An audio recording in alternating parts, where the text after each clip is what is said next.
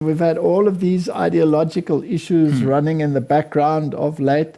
And so there was this political cartoon, if we can say it that way, that was publicized. And here's a teacher with something in her hand, and she says, "In schools, outrageous." And she pastes this poster over it.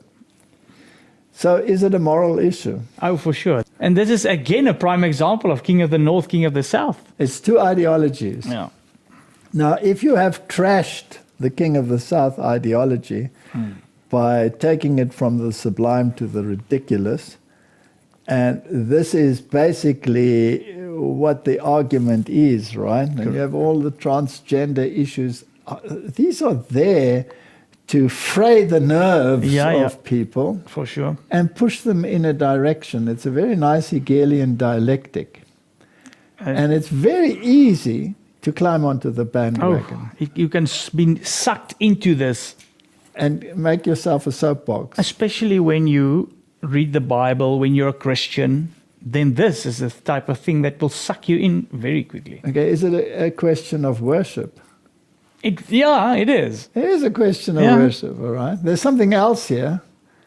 If you look at the way it's portrayed here, even in the cartoon, and you look at the two tables of stone, is this how it's portrayed in the Bible? 5 on one and 5 on the other? No.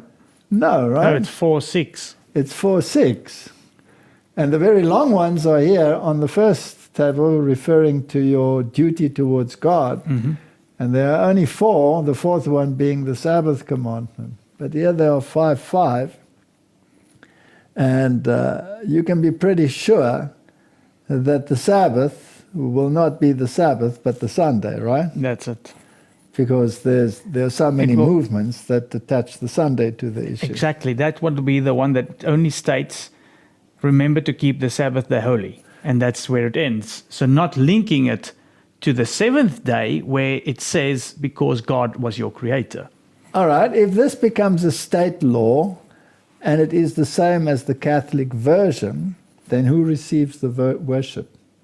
The Catholic Church. The church receives the worship. And they worshipped him, this beast. Yeah. Doesn't the Bible say they worshipped him? And in other places, the Bible says, he that you obey, you are subject to. Yeah. So if you are obedient to a wrong cause, then you are subject to a wrong cause. Right? That's it.